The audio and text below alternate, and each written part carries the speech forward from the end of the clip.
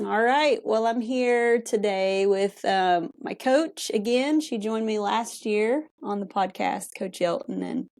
And after our talk off air, she just mentioned to me that, she'd be willing to share about grief and just share some of her story if that's ever something I wanted to do. And so touch base with her this summer. And yeah, she said she'd be willing to jump back on. And so, Coach, I just appreciate you.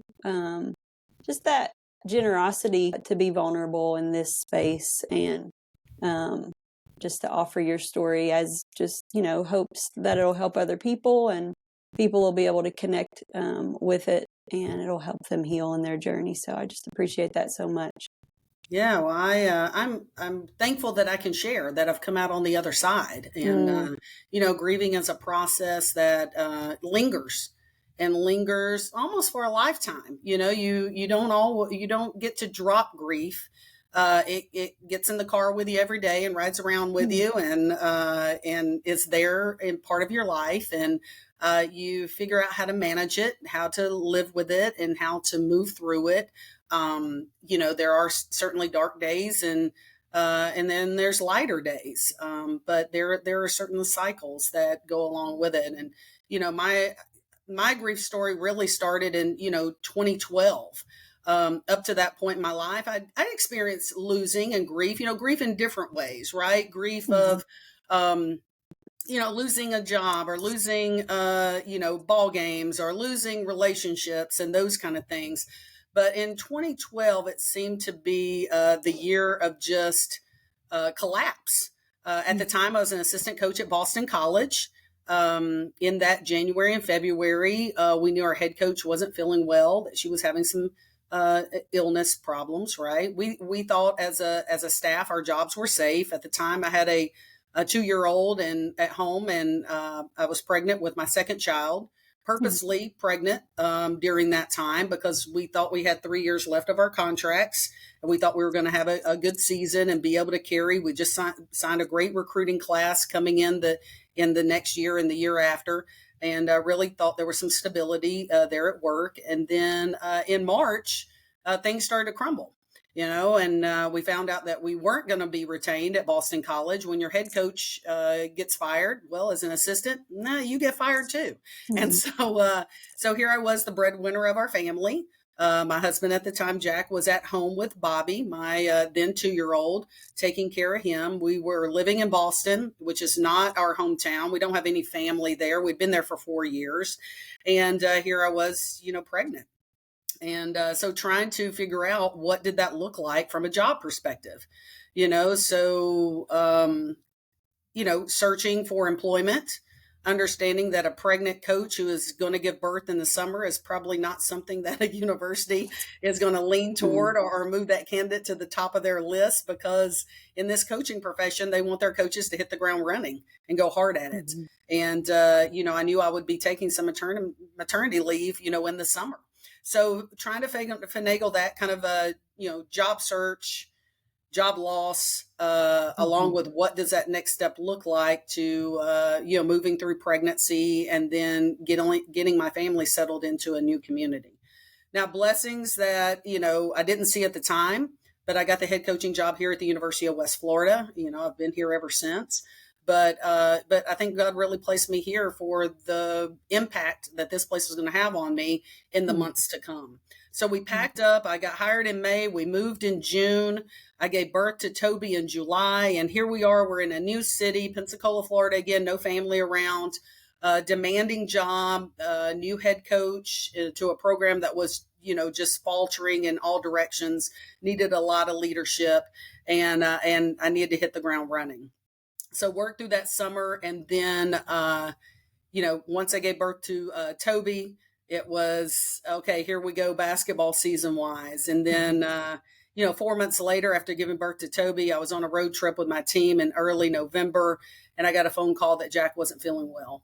And he had taken himself to the doctor. They admitted him into the hospital immediately, and 12 days later, he was gone. He had contracted just an illness, a sudden illness, and he was gone. So as I was sitting there, in the hospital, in the hospice room and seeing, him pass, I then had a 3-year-old and a 4-month-old newborn at home. Mm. And then here I was again in a strange city, with a demanding job and wondering, okay, what is going to happen now? And Mm. so luckily for me, our university was super supportive, came to me and said, take as much time as you need to. We know this is difficult. You've got to find a new way to kind of structure your life without your spouse involved and grieve. Yeah. And you pick up, with this team when you feel adequate. Mm. I had two great assistant coaches at the time that literally, took my cell phone and took Jack's cell phone and started making phone calls. And, Mm. we had the memorial service and had family in town. And I decided to, after the Christmas break, I would rejoin the team in January. That I needed to start kind of getting myself back into the routine of life. And at that point, my mom and dad, who had been living in Atlanta, decided to come down and stay with me. Now, neither one were in great health. I mean, my dad was on kidney dialysis. My mom had had some small mini strokes in past years, but obviously capable of staying, cooking dinner, hanging out with the Yeah. grandkids, doing those kind of things, right, to help around the house. And so I rejoined my team in January, and a couple of weeks into, getting back into that cycle, I get a phone call from my dad who says, hey, are you headed home? And I said, yeah. What's going on? He said, well, something's wrong with your mom. Mm. And when I got home, she was having a stroke. Mm. And so we called an ambulance, got her to the hospital in time to save her life, but not in time to save a lot of her mobility and mental capacity. And so here I was again in a situation where, grieving a parent now who would never recover. My mom at that point stayed within a nursing home facility here in Pensacola for the next, 6 years of her life.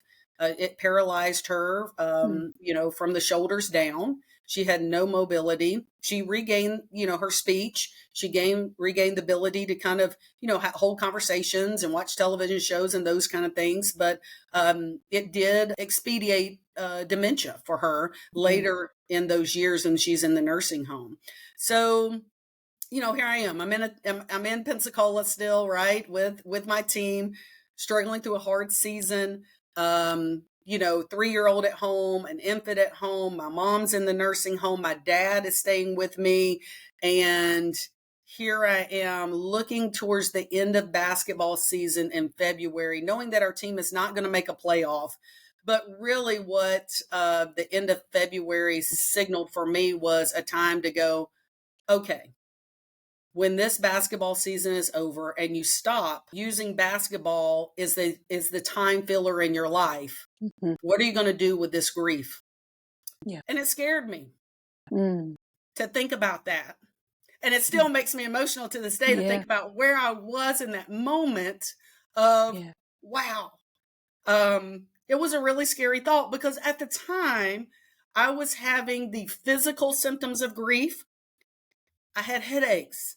I had stomach aches. There were times I didn't have an appetite. I wasn't eating well. I wasn't resting well. Yeah. I couldn't sleep at night. I had all the physical symptoms of grief that I was like, man, if this will just go away, I Mm. might be able to handle this. Mm. But the psychological part of grief, of missing people in your life, and then of course, my mother was still there, but not in the same capacity. So really Yeah. grieving, what that relationship looked like and how it changed. Yeah. And then understanding that now I'm having these physical symptoms of grief, sicknesses. I caught the flu twice that March. Yeah. I caught the shingles. I mean, these are things that just like, manifested because of the grieving process that I wasn't handling well. Yeah. And I think the shocker for me was I was driving home shortly after I'd kind of started having this thought process of what am I going to do when basketball doesn't absorb my time and my thought processes. And I was sitting at a red light and I thought I was having a heart attack. I started having shortness of Mm. breath. I felt this clamp around my chest. I literally thought I was having a heart attack at this red light. And luckily I looked over my right shoulder. I saw a urgent care right Mm. at the light. So I spun in there. I just put the car in park. I didn't even turn it off. And I ran in screaming, I think I'm having a heart attack. I think I'm having a heart attack, and they sit me Yeah. down. They put me through the test. And finally the doctors come in and said, no, you're not having a heart attack. Have you ever had anxiety attacks? And I'm like, yeah, no, not that I know of. And they're like, yeah, we think this is what you're having. Yeah. And so, of course, at that point, that doctor says, look, you need to go to your primary care physician, tell them that we saw you. We'll send the information over, but you got to really talk to someone about this. Right. Yeah. So I did. I sought out counseling at that time. The first time ever in my life that I went to a counselor. I grew up in a time where, you didn't tell your personal stuff to people. Like, you don't share. You don't share it with family. I grew up in a athletic household that my dad's main thing was, tough experiences don't last, but tough people do. And that was his approach to my grieving, was like, okay, this situation is not gonna last, but you're tough enough to make it through it, and so that's the past, that I grew up in, the home I grew up in. And so for me to, call and make an appointment, I sought out our campus minister here on campus.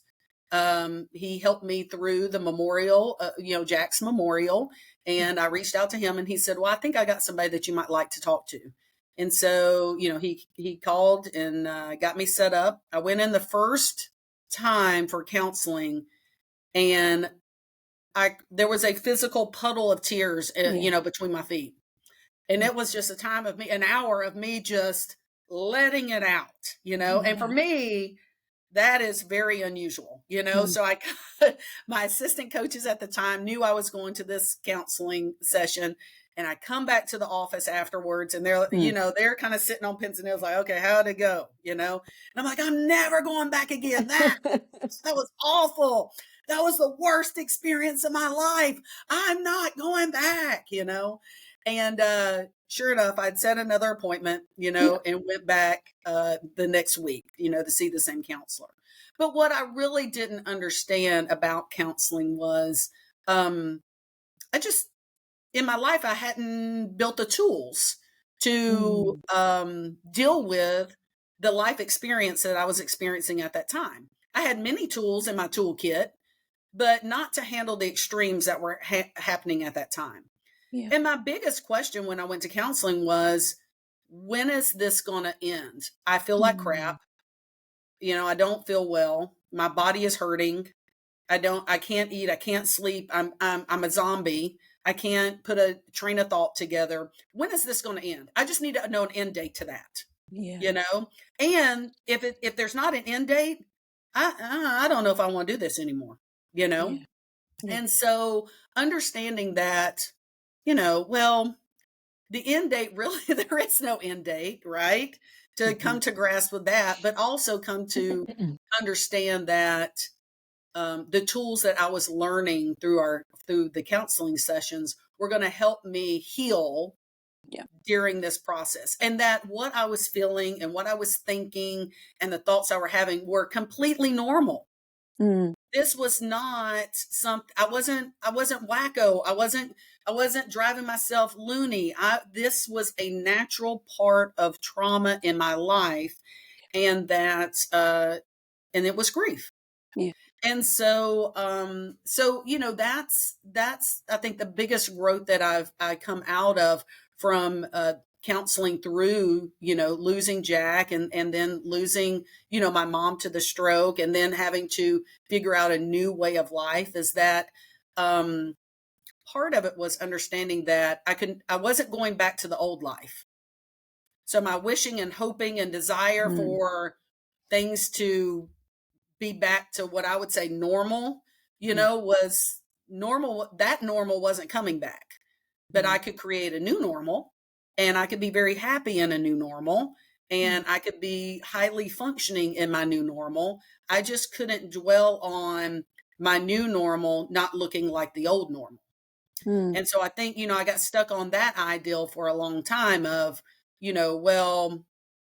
comparisons in life, comparisons of how I function, comparisons of how my household ran, all the comparisons of what it used to be.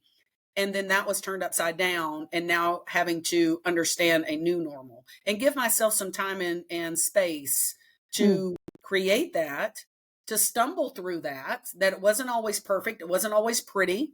But to give myself space to really work through that helped me greatly. But yeah, I mean, it's a grief is ongoing, right? There's, it runs in cycles. I shared with you just before we hopped on, my high school best friend and teammate that I've known since middle school passed away a couple of weeks ago. And here comes the rush of all of those feelings that I felt in 2012 and 13.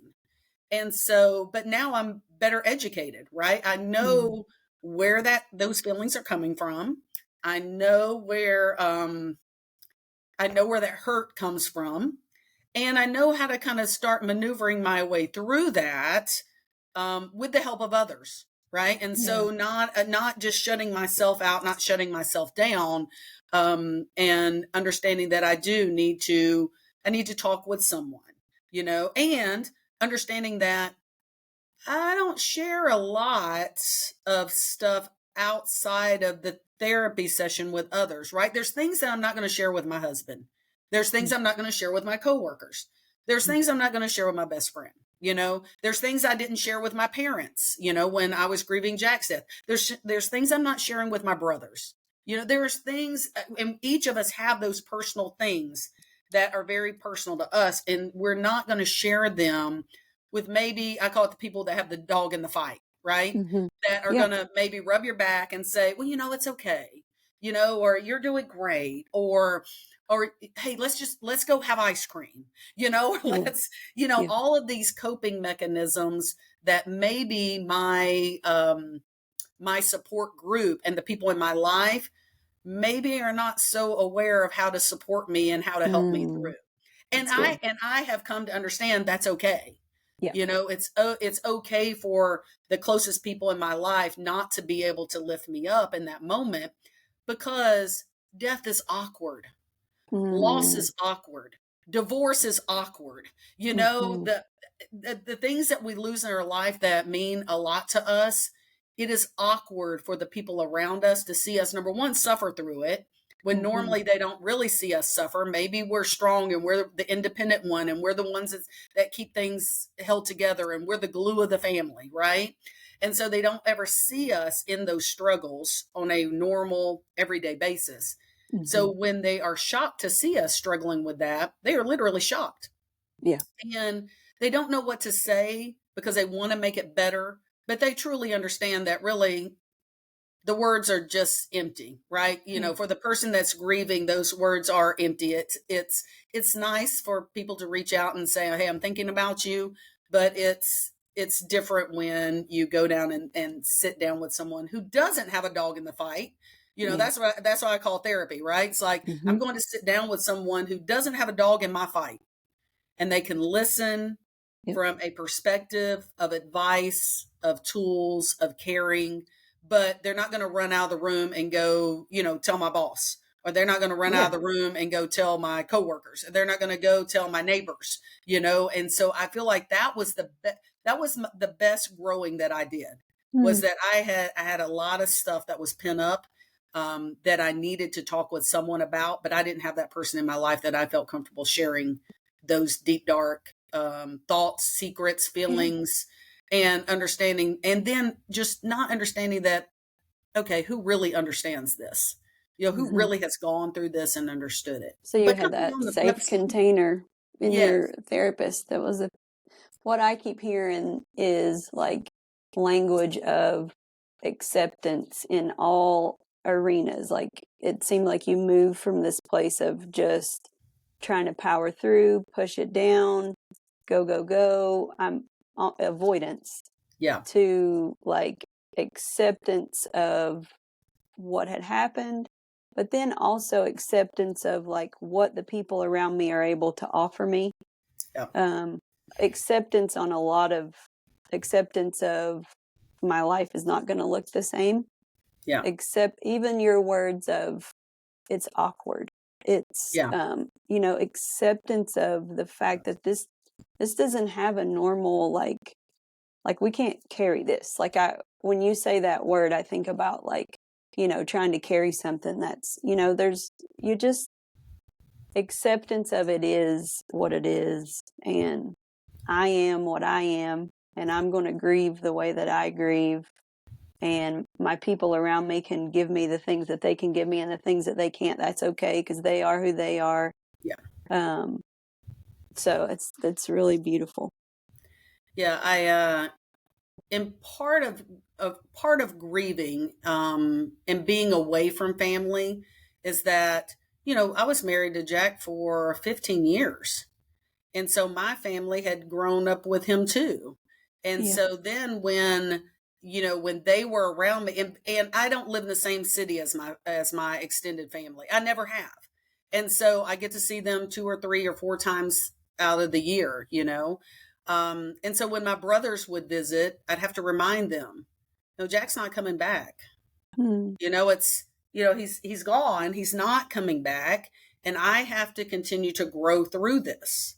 I think the biggest hurdle for me was once I'd done a lot of healing and once I'd kind of worked through things, I got to the point, it's like, okay, I may be interested in dating again, and what does that look like?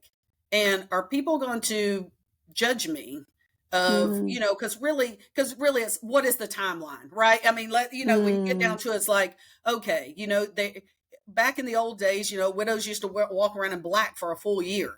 Yeah. To signify they were grieving and mourning, Yeah. And so, okay, well, is it a year? Is it 2 years? Is it 5 years? Is it whatever? So when I got to the point of kind of my life moving forward and starting to change, some of the people around me weren't ready for me to do that because they had not let go of my relationship with Jack and his passing. We were still a couple. He just wasn't present. And so to see me moving forward in a new relationship was very difficult for some people who love me very dearly and have my back, but it was hard for them to see me walking down a different path because that was not the normal that they normally saw me in. They could anticipate visiting my home and Jack not being physically present. They could not anticipate visiting my home and seeing someone else in my home, having dinner or spending time or those kind of things. And so, I feel like God, drops people in our lives, just in and out of our lives at certain times when we need them. And I happen to have a girl on my team who her dad lost her mom when she was very young and had remarried. And so I knew he was coming into town. And so he had reached out to me when Jack passed and just said, hey, if there's ever, I've been through this, I've been there, done that. If you ever want to talk, you got questions, let's talk. I mean, my girls were little when it happened and your boys are little, and let's just, if you need somebody, here's my phone number. Right.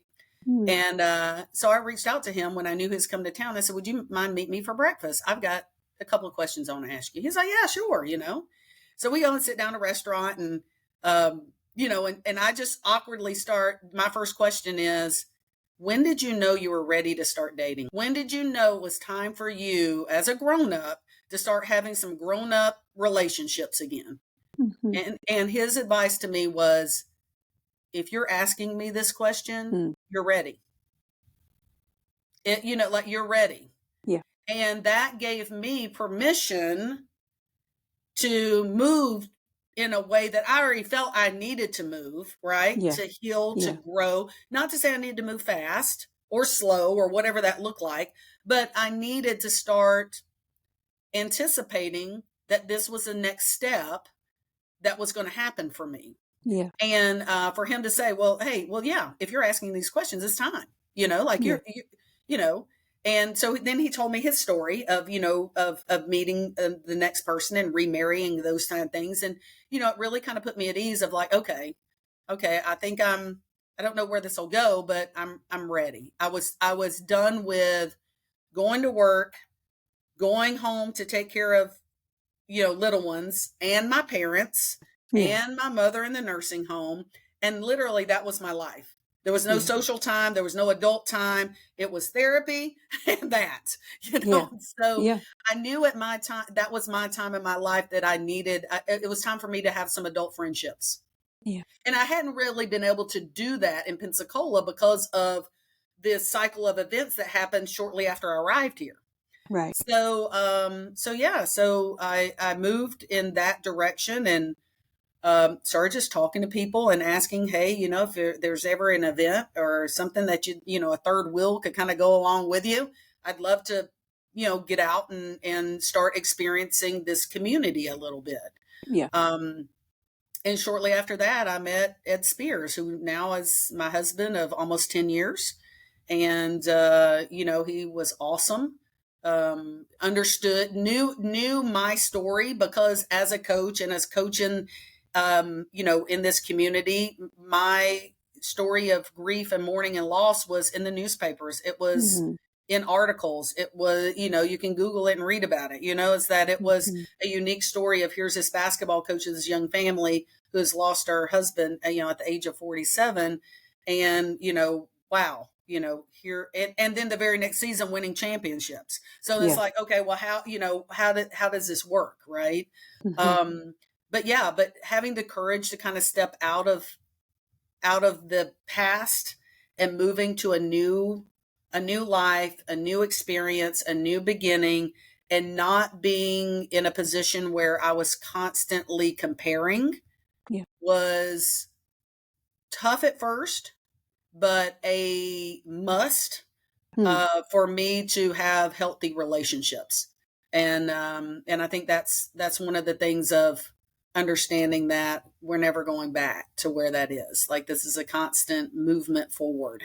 And at times we get stuck, right? Mm-hmm. I don't want to move backwards. Sometimes I might get stuck in my movement Mm-hmm. or I might be just only taking baby steps and not, sprinting to the Yeah. finish line. But there's different paces that I can take in Mm. this journey. And I've got to give myself permission to take the pace that I need in that moment, Yeah. and whether that's to pause or whether it's to take baby steps or whether it's to start sprinting again.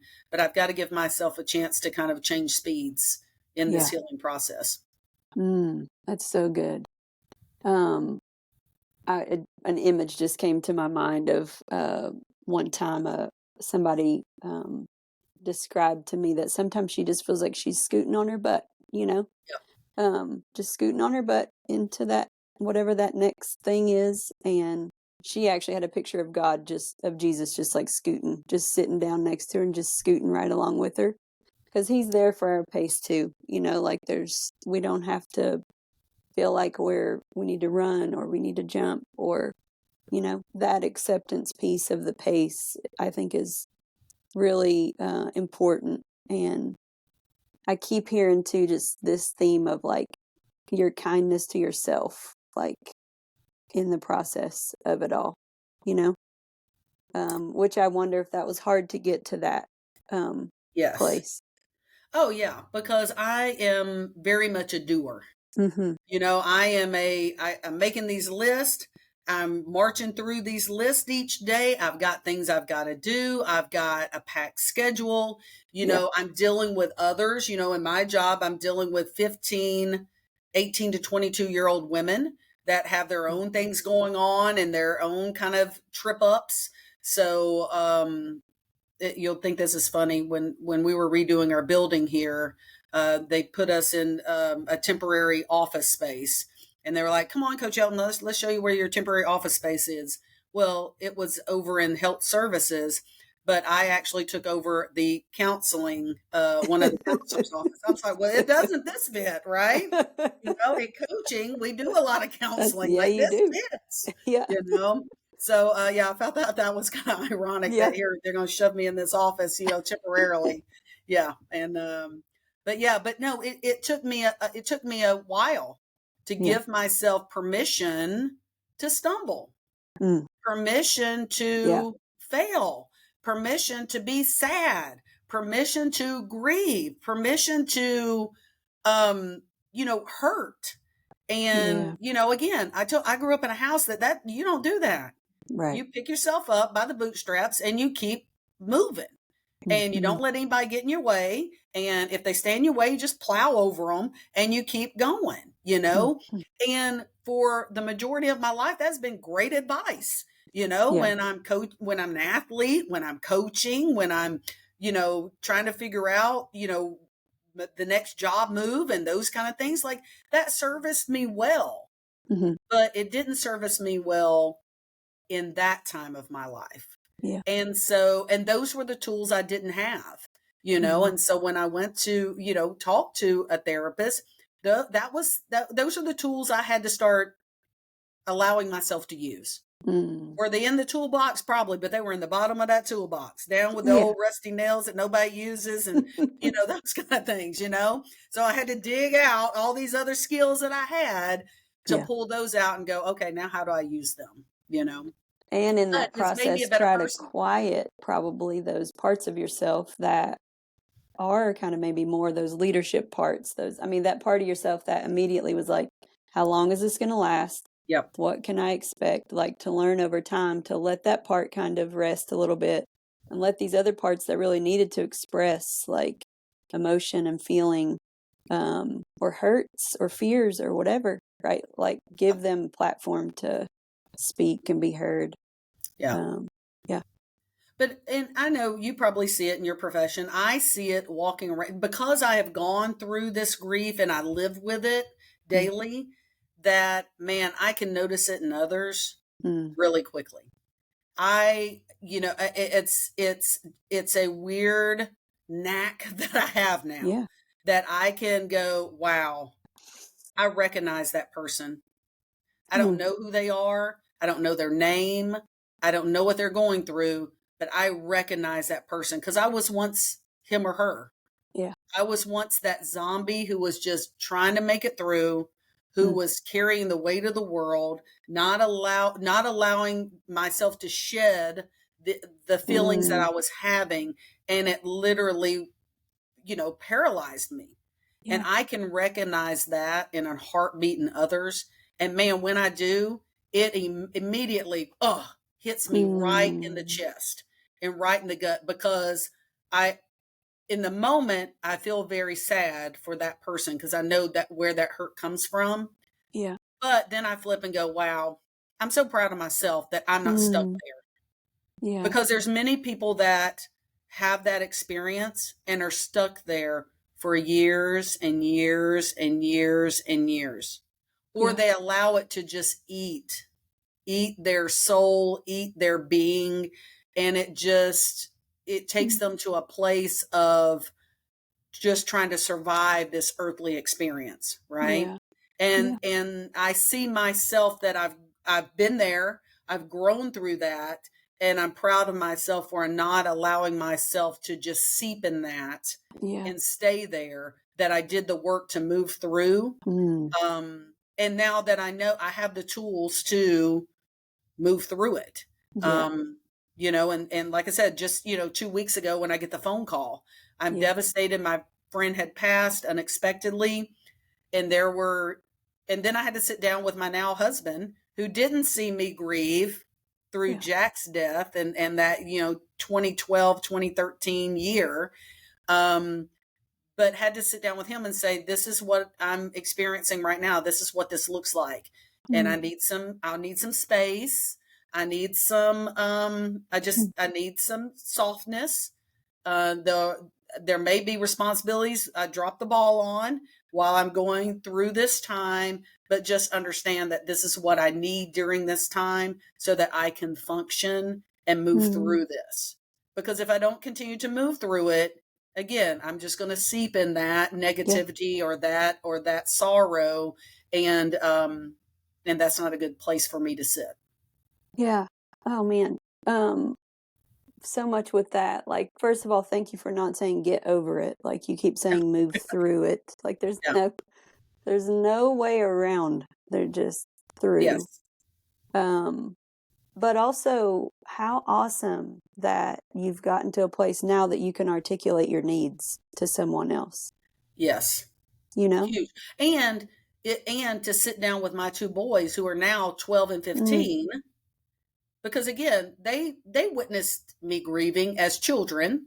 You know, Yeah. my 3-year-old probably noticed more obviously than the infant, Yeah.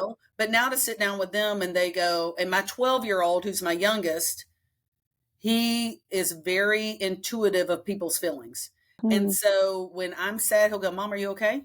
You look sad, Mom. Is everything okay? Or, mm, are you thinking about something sad? You don't, and he'll ask. And yeah. so to be able to sit down with my boys now and say, look, I am sad. Hmm. This is a really sad thing. I'm hurting. That was my friend. We've been friends for over 30 years. And for her not to be here is really sad. But I know that death is a part of life. I know that, Mm, Jesus Christ gives us an opportunity to see the people we love again and to spend eternity with them. And hmm. that gives me hope. And but that doesn't take away that the sadness and the sorrow of not Yeah. being able to pick up the phone or hear her voice or get those great hugs. And my boys need to understand that that's part of life too. Yeah. So good. So good. Just thinking like generationally for you, like you are living authentically in front of them. And so for them, they're not learning like I've got to run from sadness. I just have to push through. I've got to, right? Yeah. They're learning like, no, like this is part of life. And yes, I'm strong, but I'm strong enough to like not avoid it. I'm strong enough to just feel it and push through it because they're watching you do that. Yeah. And changing the verbiage to boys. Yeah. Like, it's not just get over it. It's not Uh, suck it up. It's not, and and although they're young, 12 and 15, but, you know, just like everybody on the planet, they experience loss too, yeah. and maybe not drastic loss, right? Of losing their best friends, to death, but they lose an opportunity or they Yeah. lose, a basketball game or they lose a relationship. Maybe it's the first girl who gave them attention, or Right. Right. they're losing things along the way in their life. And you and I know full well that teenagers just don't have the capacity to handle Right. these life's humps, that they're running into along the way. And a lot of them are making permanent decisions on temporary problems. Yeah. And so Yeah. trying to address that early with my boys of, yeah, you're going to have these feelings and sometimes these feelings are extreme and sometimes they last more than a day or more than an hour, and Yeah. so, but to be able to communicate that and talk through that and knowing where those feelings are coming from, I think like you said, it changes generation Yeah. of that's not how I was raised, but I want to make sure that I'm raising them with the knowledge and giving them the knowledge that I've learned along the way. Yeah. That's so good. I want to touch on one other thing that you said, and then I'd like for you to just leave people with some things you just want to tell them. But um, when you were talking about like just noticing in other people, you know, um, we one of the things we love here are groups, um, Mm, because I think there's just so much power in that, like knowing, not that nobody has the same situation. I mean, we're all like, nothing's ever going to, I can't stand it when people are like, I know exactly what you're going through. yeah, No one knows. You yeah, don't. But there is something in like common experiences, and it's almost like a spidey sense that, you develop.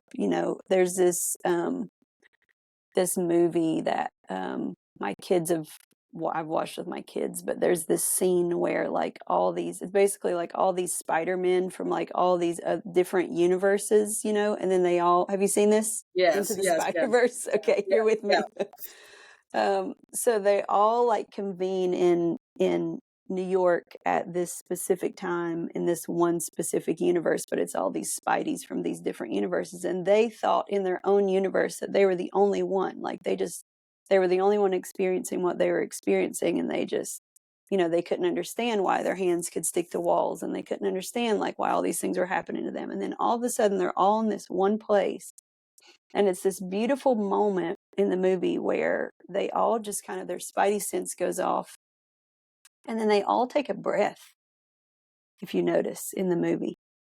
And then they say, oh, you're like me.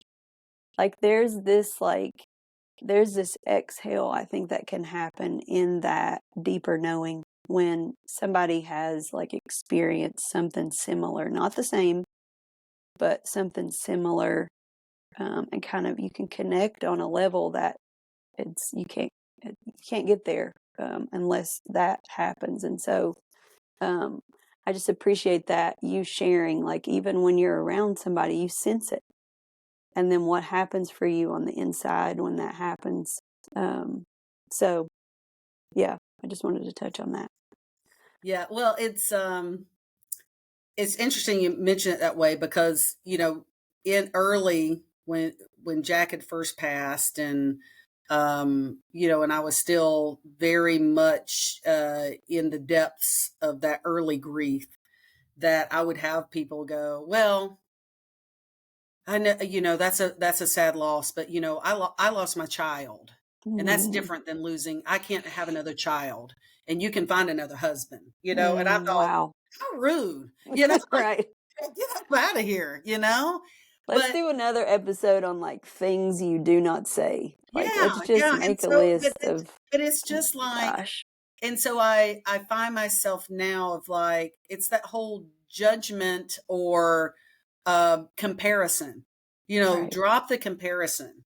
Yeah. Of this person is feeling. I recognize that grief, and I don't know what happened in their life. I mean, it could have been a job loss, not a person. Yeah. It could be a job loss. It could be the crushing of their whole entire being because this was their dream from, Yeah. age of 5, and they thought they were living their dream and it's been snatched away from them, and they're grieving the change of experience. Yeah. And that grief is the same as grieving for a Yeah. loved one. Yeah.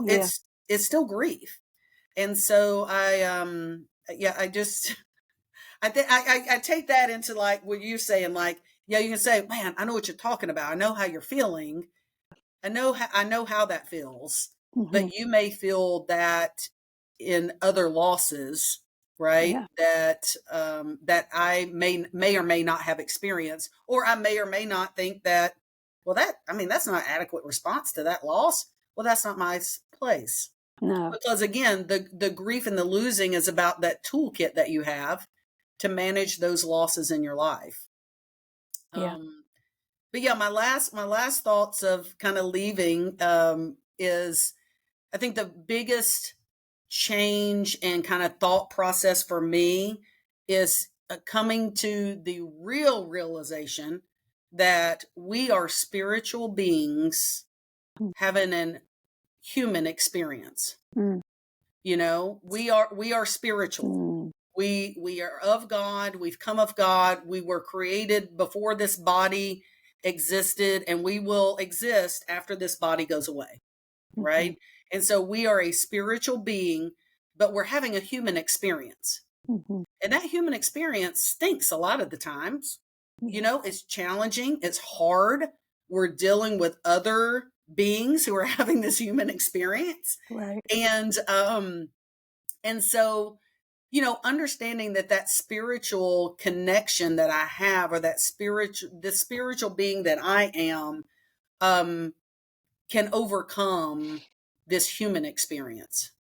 And Yeah. this human experience is going to throw things at us, um, that I'm hoping that we don't experience on the other side.